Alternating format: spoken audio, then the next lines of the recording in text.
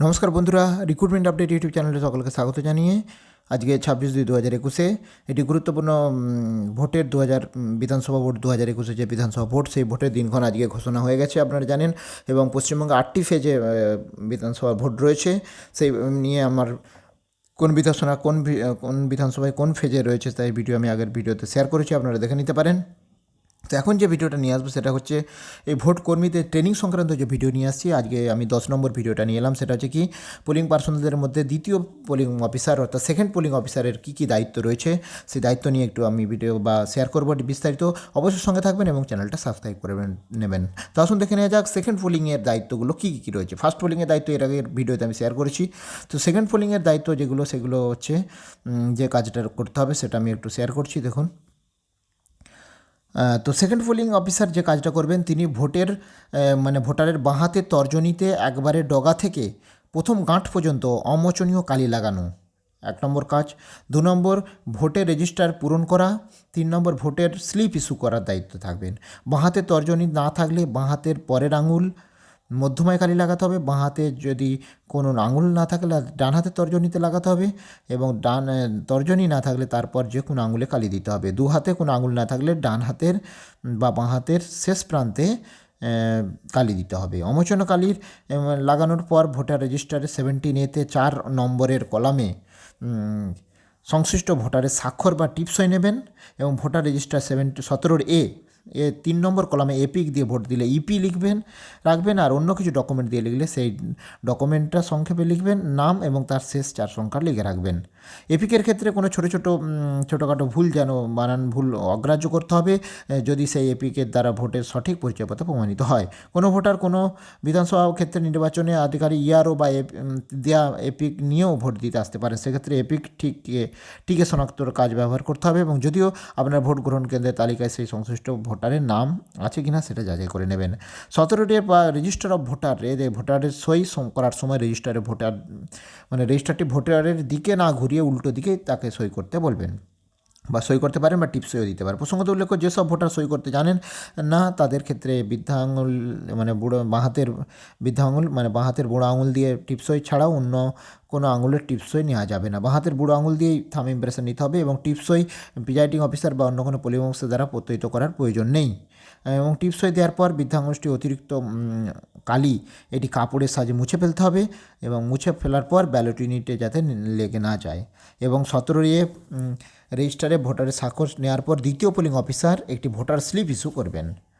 আর যে সমস্ত ভোটার দীর্ঘদিন স্থায়ীভাবে এলাকায় বাস করেন না, অথবা পুরোপুরি পরিবারের সকল বা কেউ স্থানান্তরিত হয়েছেন, বা কোনো ভোটারের তালিকায় একাধিকবার থাকে অথবা মৃত, তবে বুথ লেভেল অফিসার বাড়ি বাড়ি ঘুরে এই ধরনের ভোটারের একটি তালিকা প্রস্তুত করেন, যা এএসডি লিস্ট নামে পরিচিত।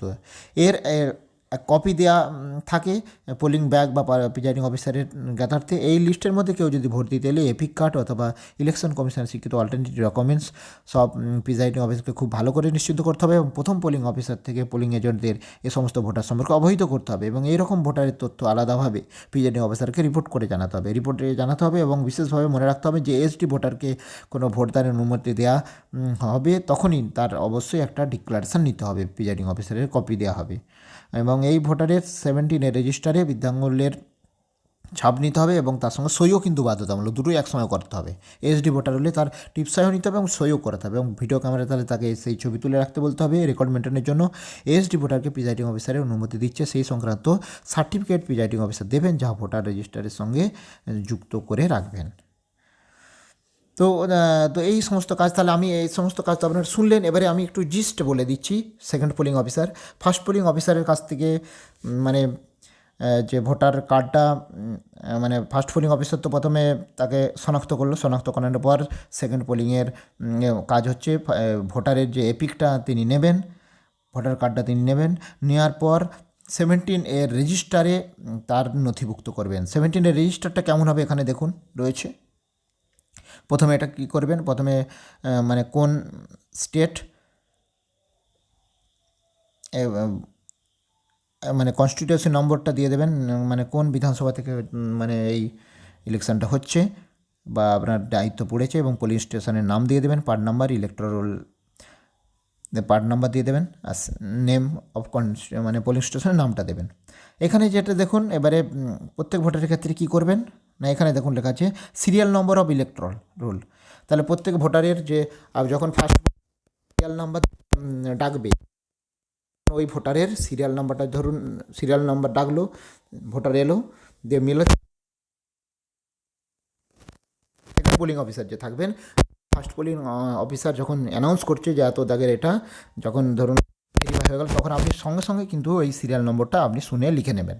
এবং ডিটেলস অফ দ্য ডকুমেন্টস বা আপনি ভোটার লিস্টেও দেখতে নিতে পারেন, মানে ওয়ার্কিং কপি আপনার কাছেও রাখতে পারেন, অসুবিধা নেই।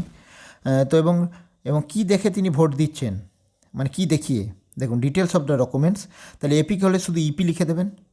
আর অন্য কিছু ডকুমেন্ট হলে সেই ডকুমেন্টসের নাম দেখবেন, পাশে শেষ চারটে ডিজিট লিখবেন। তারপর এখানে থাম ইমপ্রেশন করবেন, দেখতে পাচ্ছেন জন্য signature of the electron impression, থাম ইমপ্রেশন করবেন।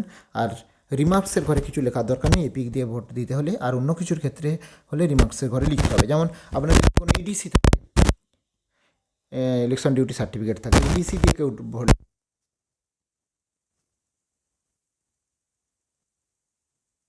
ক্ষেত্রে ক্ষেত্রে রিমার্কসটা ব্যবহার করতে হয়। তো এটা হচ্ছে ভোটার হলে তার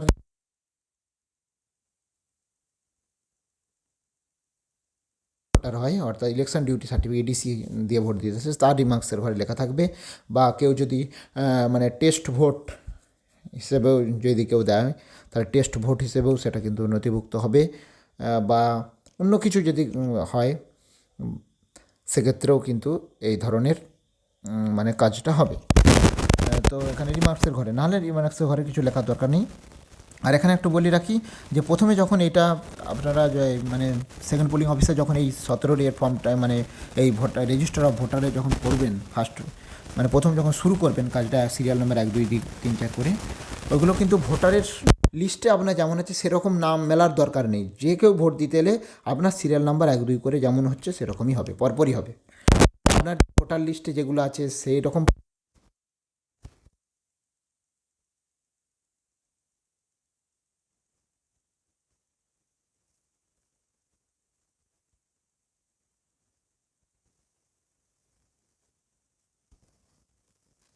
লাইন টেনে দেবে, দিয়ে সিরিয়াল নাম্বার ধরুন 250 জন টোটাল ভোট দিয়েছে, তাহলে লিখতে হবে the serial number of last entry is এত, টোটাল ভোট মানে তাহলে সিরিয়াল নাম্বারের লাস্ট এন্ট্রি হলে মেল কত ফিমেল কত এটা লিখে দেবেন। এখানে প্রিজাইডিং অফিসার সই করবেন এবং তার সঙ্গে আরও পোলিং এজেন্ট যারা আছে তারাও সই করবেন, এবং সেকেন্ড পোলিং অফিসারও কিন্তু সই করবেন, তিনি এই দায়িত্ব ছিলেন।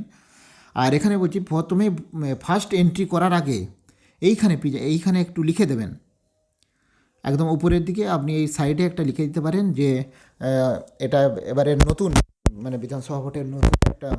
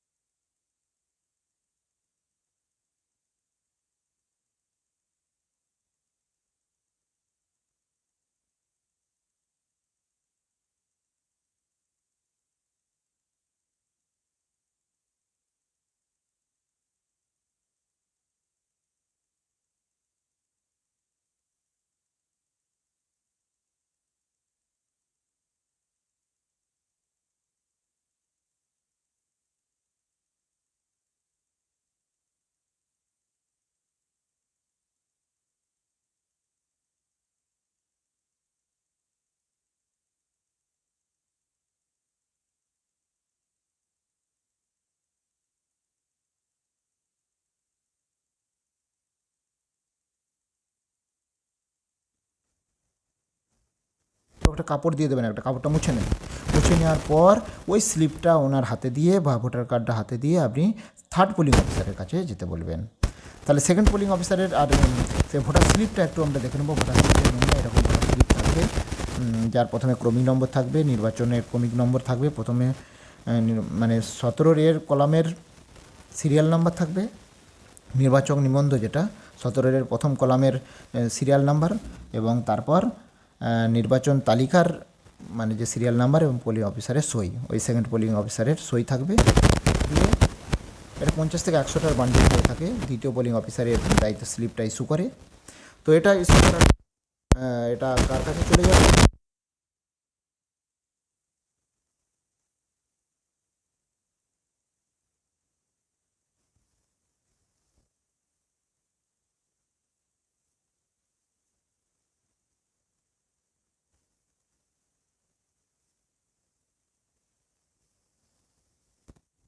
অফিসারের কাজ।